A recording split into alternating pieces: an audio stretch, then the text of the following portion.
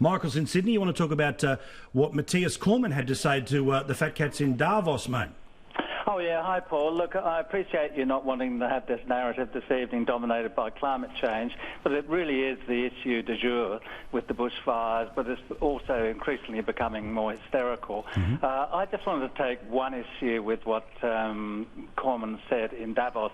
There's a nice picture of him sitting in front of Greta Thunberg, but when he got up on the stage, he said that there's no doubt climate change is making bushfires worse. Well, actually, as someone who has a PhD in science, I'm a retired academic, there's actually no evidence that shows that climate change is making bushfires worse. You can refer to dry climates, you can refer to longer summers, there's no evidence that supports that. There's been a fractional increase in temperatures, but does the bush ignite spontaneously because of that? No. I don't think so.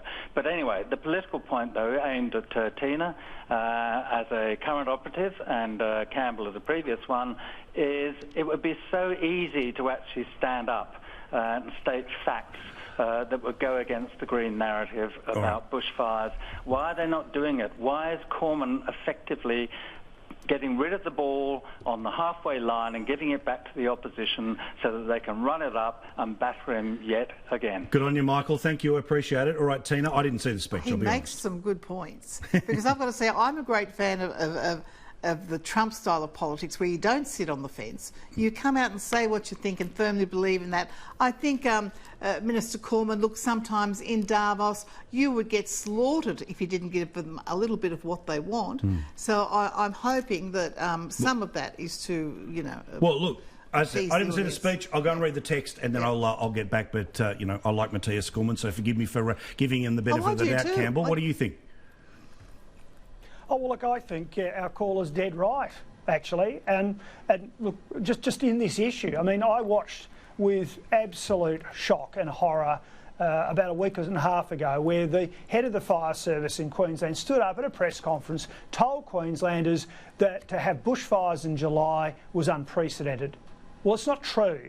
So you get senior officials, you know, public servants who are bound by a code of ethics to be impartial and convey the facts to the community, spouting nonsense, because go back in, I think it was 1946, you can find it very easily in the digitised newspapers in the National Library, there were bushfires in southern Queensland, very bad ones in 1946. Moreover, the actual BOM warned of a high-risk bushfire season at that time. So, you know, that's just an example of the way everyone has completely lost the proverbial, thrown out the window, unprecedented this, unprecedented that, and it's absolute rubbish.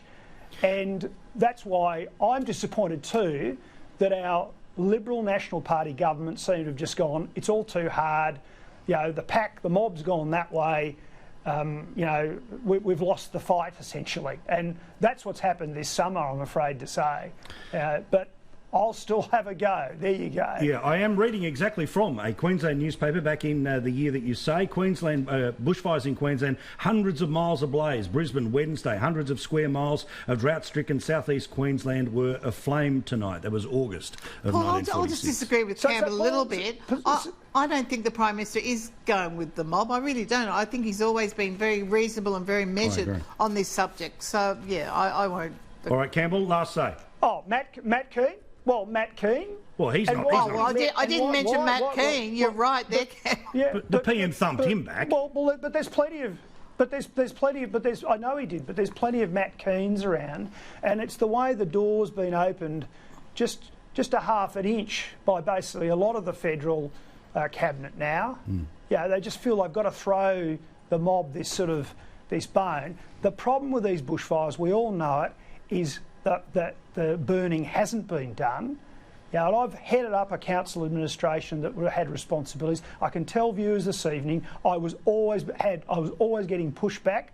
I'm sad to say when I was in office, oh Lord Mayor, we can't do it. We can only do so much. We've got to protect the fauna, And similarly at a state level. Well, look at even. Well, you mentioned the state level. This year I'm going to have a thing where when I see officials like the head of the Queensland Fire Service repeating those sort of falsehoods, I'm going to call them out every time I get the opportunity, and so should people across the sky Family. commentating sort of brother and sisterhood, yeah.